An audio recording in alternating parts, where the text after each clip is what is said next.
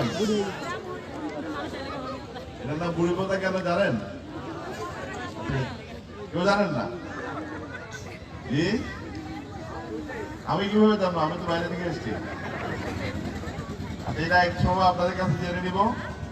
আমরা এসেছি মূলত কি নিয়ে আলোচনা করার জন্য। আর 22 দিন পরে কি হবে? জাতীয় নির্বাচন। আপনারা অনেকেই বলেছেন যে আগের নির্বাচনগুলো থেকে আপনারা ঠিকভাবে ভোট দিতে পারেননি। সত্য নাকি এটা? এবার কি এই ধরনের কিছু হবে না? এবার প্রথমে আমরা যেটা বলতে যাচ্ছি, আমাদের পুলিশ সুপার মহোদয় বলেছেন আপনাদেরকে কেউ ভোট কেন্দ্রে যেতে বাধা দিবে এই ধরনের কোন শক্তি কি আছে এখন? আর নাই। আপনারা এখানে যারা আছেন, এখানে প্রায় 600-700 মানুষ আছেন। এর বাইরেও এখানে 32,000-এর মতো ভোটার আছে এই বুড়িপোতা ইউনিয়নে। আমরা আশা করছি যে একটা বিশাল সংখ্যক মানুষ, আপনাদের যারা এখানে আসেননি, অনেকে আসেননি, তাদেরকে আপনারা জানাবেন সবাই দলে দলে 12 ফেব্রুয়ারি আপনারা দলে দলে কোথায় যাবেন? ভোট কেন্দ্রে যাবেন। এবং ভোট কেন্দ্রে কেন যাবেন, কেন ভোট দেবেন, পুলিশ সুপার মহোদয়ের বক্তব্য থেকে ক্লিয়ার হয়েছে না?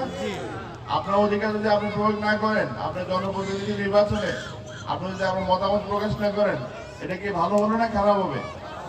এটা খারাপ হবে। এটা আপনি আপনার মতামত প্রকাশ করবেন, কারণ আপনার সমর্থন নিয়েই একজন মানুষ হচ্ছে আমাদের দেশকে, যারা জনপ্রতিনিধি নির্বাচিত হবেন তারা 5 বছর দেশকে পরিচালিত করবেন। সুতরাং আপনার মতামত খুবই গুরুত্বপূর্ণ। আপনারা সবাই ওই দিন ভোট দেবেন। আরেকটা বিষয় হচ্ছে গিয়ে ভোটের সময় আমরা দেখি যে যেটা আবারও আমি যেটা বলতে চাই সেটা হচ্ছে গিয়ে আপনাদেরকে যদি কেউ ভয় ভীতি দেখায় যে কোনো একটা নির্দিষ্ট মানকে ভোট দিতে হবে বা অমুক মানকে ভোট দেওয়া যাবে না, বা গণভোটে কেউ যদি আপনাকে বাধ্য করে যে এইখানে হচ্ছে না ভোট দেওয়ার জন্য, বা হচ্ছে বাধ্য করে কোনো বিষয়ে আপনার বা হা ভোট দেওয়ার জন্য কেউ যদি আপনাকে প্রেশারাইজ করে যে এইটাকে দিতেই হবে, এটা আমরাও বলছি না আপনার দিতেই হবে, আপনাদের বিবেকেরও আমরা ছেড়ে দিচ্ছি, আপনারা আমাদেরকে অবহিত করবেন। আমরা অবশ্যই আইনানুগ ব্যবস্থা গ্রহণ করবো, তাৎক্ষণিকভাবে আমরা ব্যবস্থা গ্রহণ করবো। এখানে আমাদের দেশের জনসংখ্যা অর্থে হচ্ছে কি নারী, এবং আমাদের যারা নারী মা বোনরা যারা আছেন তারা এখন অনেক বেশি সচেতন আগেছে। আমাদের পুলিশ সুপার মহোদয় যখন বক্তব্য শেষ করলেন, বেশি হাততালি দিয়েছে ওনারা, পুরুষরা কিন্তু হাত ধরে কম দিয়েছে। এর মানে এটা হচ্ছে ওনারা বেশি মনোযোগ দিয়ে শুনেছেন এবং ওনারা বেশি সতর্ক এবং সচেতন।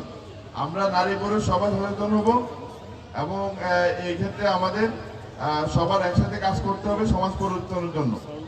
আমাদের এবারে নির্বাচন মূলত যে গণভোট হচ্ছে, এটা হচ্ছে কি দেশের মালিক কারা বলেন তো আপনারা? দেশের মালিক কি কোনো পার্টি? কারা? জনগণ। জনগণ যে দেশের মালিক, এটা এস্টাবলিশ করার জন্য হচ্ছে এবারে নির্বাচন। সুতরাং আপনারা দলমত নির্বিশেষে সবাই ভোট কেন্দ্রে যাবেন এবং গণভোটে আপনাদের যে সুনির্দিষ্ট মতামত সেটা হচ্ছে গিয়ে আপনারা মতামত প্রকাশ করবেন। এবং এক্ষেত্রে যে অবসকিউরিটি গুলো ছিল, আপনাদের মধ্যে যে প্রশ্নগুলো ছিল, আশা করি অবনোদন হয়েছে। গণভোটের ক্ষেত্রে হা ভোট থাকবে উপরে, টিক চিহ্ন থাকবে পাশে, আর না ভোট থাকবে নিচে ক্রস চিহ্ন থাকবে। সুতরাং আপনারা যারা পড়াশোনা জানেন না সেভাবে, তারা টিক চিহ্ন তো বুঝেন, ঠিক বুঝেন না? লাঙ্গলের মতো একটা টিক চিহ্ন যেটা, টিক চিহ্ন যেটা সেটা হচ্ছে হা, আর ক্রস চিহ্ন যেটা সেটা হচ্ছে না। সুতরাং আপনারা সেভাবে আপনাদের মতামত প্রয়োগ করবেন। আর একটা বিষয় হচ্ছে বুড়িপোতা ইউনিয়নের এখানে যে কটি গ্রাম আছে ম্যাক্সিমাম হচ্ছে সীমান্তবর্তী। মাদকের বিষয়ে আমাদের পক্ষ থেকে প্রতিরোধ অভিযান পরিচালনা করা হচ্ছে। কিন্তু আমি একটা কিছু বুঝে আসে না, আমরা যদি একত্রিত এখানে 600 মানুষ, আমরা যদি সিদ্ধান্ত নিই এই বুড়িপোতা ইউনিয়নে কোনো মাদক ঢুকবে না এবং যারা মাদক সেবী তাদেরকে আমরা আইনের আওতায় আনবো, এটা কি সম্ভব না? সম্ভব কিনা? আপনারা কি ভয় পান নাকি তাদেরকে? আপনারা ভয় পাওয়ার কোনো কারণ নেই। প্রশাসন সবসময় আপনাদের পাশে আছে। আপনারা যারা মাদক সেবী আছে, যারা মাদক কারবারি আছে, তাদেরকে আপনারা আইনের আওতায় আনার জন্য আমাদেরকে ইনফর্ম করেন, আমরা তাদের বিরুদ্ধে ব্যবস্থা গ্রহণ করবো। আমি কথা দীর্ঘায়িত করবো না। প্রিয় বুড়িপোতাবাসী, আজকে আমরা অত্যন্ত আনন্দিত হই এত চমৎকার একটা আয়োজনে। আপনারা বিকেলবেলা আপনাদের কাজ ফেলে এখানে চলে এসছেন। বিশেষ করে আমাদের মা বোনরা যারা আছেন তাদের অনেক কাজ থাকে, তারা কাজগুলো বাদ দিয়ে আমাদের প্রোগ্রামে এসেছেন। আমরা আশা করবো যে 12 ফেব্রুয়ারি যে জাতীয় সংসদ নির্বাচন গণভোট হতে যাচ্ছে, সেখানে আমরা এভাবে সবাই দলে দলে উৎসবমুখর পরিবেশে সবাই ভোট কেন্দ্রে যাবেন এবং ভোট প্রদান করবেন। আমরা আজান দিচ্ছি, আমি কথা দীর্ঘায়িত করছি না। আপনাদের সবার সফলতা কামনা করছি। সবাইকে আবার অনেক ধন্যবাদ জানিয়ে আমি আমার বক্তব্য শেষ করছি। আসসালামু আলাইকুম। আজকের অনুষ্ঠানের সম্মানিত সভাপতি মহোদয়ের দিক নির্দেশনা